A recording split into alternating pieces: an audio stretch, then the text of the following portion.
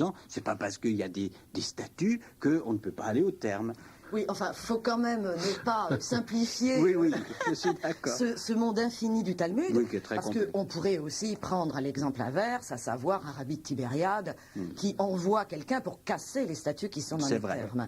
Donc, je pense que le monde juif était lui-même parcouru de toute façon de positions différentes. Bien sûr, c'est le moment où, entre autres choses, on voit apparaître la littérature apocalyptique juive, qui montre justement ce bouillonnement interne.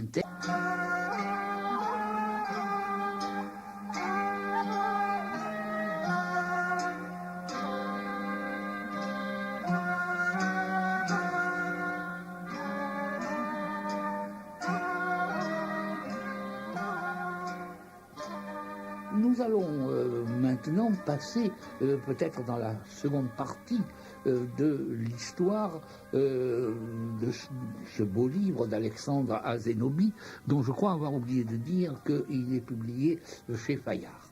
Nous allons passer dans le second volet de cette histoire, volet plus ou moins politique, mais pas seulement, c'est-à-dire qu'on va passer du volet grec de la période dite hellénistique au volet romain.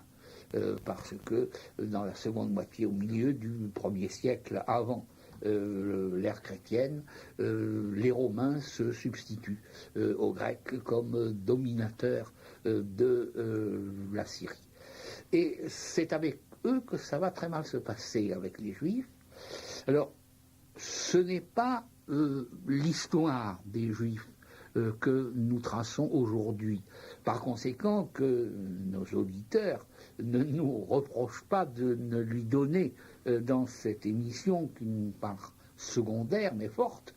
Vous nous rappelez les catastrophes qui se produisent à la fin du 1er siècle et au début du 2e siècle avant Jésus-Christ, et puis nous retournerons dans le reste de la Syrie. Oui, vous avez raison de parler de catastrophe, puisque en 70, le temple de Jérusalem est détruit. Ce qu'il faut rappeler, c'est que si la situation des Juifs par rapport au pouvoir dominant est modifiée, c'est qu'avec l'arrivée de Pompée à Jérusalem en 63, les Juifs vont peu à peu perdre leur indépendance politique. Or, cette indépendance politique était pour eux une condition du maintien des traditions auxquelles ils sont attachés. Donc, à cet égard, la provincialisation de la Judée, c'est-à-dire sa mise sous coupe politique, sinon religieuse, est pour eux une perte qui va faire monter le nationalisme juif, provoquer la première révolte en 66, qui se termine en 70 par la chute du second temple, celui qui avait été reconstruit au retour des Juifs de Babylone, et puis de nouveau une flambée, plus qu'une flambée de violence, une nouvelle révolte en 132, cette révolte de Bar Korba, dont les combats ont été particulièrement meurtriers, aussi bien pour les Juifs que pour les Romains. Et pour les Romains, c'est une nouveauté qu'on leur tienne tête de cette façon-là, qui donc oblige les Juifs à se repositionner, à se redéfinir différemment. Et c'est vrai que vous montrez, vous avez de très belles pages à cet égard, combien la chute du temple va en fait créer un nouveau judaïsme. Oui, en tout cas, elle oblige à repenser le judaïsme autrement et en tout cas à le vivre autrement. La chute du temple supprime quelque chose qui était fondamental dans le judaïsme antique, qui était le sacrifice. Donc on passe de ce qu'on appelle d'un judaïsme du sacrifice ou du temple au judaïsme rabbinique. Quant à la deuxième catastrophe que vient d'évoquer Nicole Belaïch, je dirais qu'elle est aussi importante presque que la première, dans la mesure où elle chamboule complètement, alors là, la géographie humaine de la Palestine. Il ne faut pas oublier qu'à partir de 135, Jérusalem devient la seule ville de l'Empire interdite aux Juifs. On sait qu'ils reviennent au début du IIIe siècle. Mais globalement, la Judée et le centre historique du judaïsme devient un pays, théoriquement le pays sans Juifs, ce que les Romains marque très bien au milieu de la révolte, en changeant le nom de la province, ce n'est plus la Judée, c'est la Syrie-Palestine. Et là, il y a un choix politique qui est fait très fort. Maurice Sartre, l'un des textes que vous proposez à vos lecteurs et à nos auditeurs, c'est le récit précisément de cette terrible révolte de Bar Korba par Dion Cassius, et nous l'écoutons. Lorsqu'Adrien fonda à Jérusalem une ville nouvelle, à la place de celle qui avait été détruite, lui donna le nom d'Aelia Capitolina et éleva sur l'emplacement du temple du dieu un autre temple dédié à Jupiter. Il en résulta une guerre importante et prolongée. Les Juifs, quoique indignés de voir des hommes d'autres races s'établir dans leur ville et des cultes étrangers s'y installer, restèrent tranquilles pendant le séjour d'Adrien en Égypte et son retour en Syrie. Ils se contentèrent de fabriquer à dessein de mauvaises armes pour qu'on les refusât et qu'ils pussent s'en servir eux-mêmes. Une fois Adrien éloigné, ils se révoltèrent ouvertement. Ils n'osèrent pas combattre les Romains en bataille rangée, mais ils s'emparaient des meilleures positions de la contrée et les fortifiaient avec des souterrains et des murailles, afin d'y trouver un refuge s'ils étaient forcés de s'assurer sous terre des communications secrètes. Ils pratiquaient des ouvertures au-dessus de ces chemins souterrains pour laisser entrer l'air et la lumière. Au début, les Romains ne firent aucune attention à ces menées, mais quand toute la Judée fut en mouvement, qu'on vit que les Juifs de toutes les parties du monde s'agitaient, se rassemblaient et faisaient beaucoup de mal aux Romains, ouvertement ou en cachette, que beaucoup de gens d'autres nations, attirés par l'espoir du gain, faisaient cause commune avec eux, que la terre entière, pour ainsi dire, fut ébranlée, alors Adrien envoya contre eux ses meilleurs généraux, ayant pour chef Lulius Severus, qu'il appela de son gouvernement de Bretagne pour le charger de la guerre contre les Juifs. Celui-ci n'osa jamais les attaquer en face. Voyant leur nombre et leur résistance désespérée, il les prenait séparément grâce au nombre de ses soldats et de ses lieutenants, leur coupait les vivres, les cernait et put ainsi, lentement mais sûrement, user leurs forces, les épuiser et les exterminer. Il n'en échappa qu'un bien petit nombre. 50 de leurs meilleures forteresses, 985 de leurs bourgades, les plus importantes, furent rasées. 580 000 hommes périrent dans les sorties et les combats. Quant à ceux qui succombèrent par la faim, la maladie et le feu, le nombre en est incalculable. La Judée tout entière, ou peu s'en faut, devint un désert, comme il leur avait été prédit avant la guerre, car le tombeau de Salomon, qu'ils ont en grande vénération, s'écroula de lui-même. Des loups et des hyènes en grand nombre entrèrent en hurlant dans leur ville. Cependant, les Romains eux-mêmes perdirent beaucoup de monde dans cette guerre. Aussi, Adrien, écrivant au Sénat, ne se servit pas du préambule habituel des empereurs.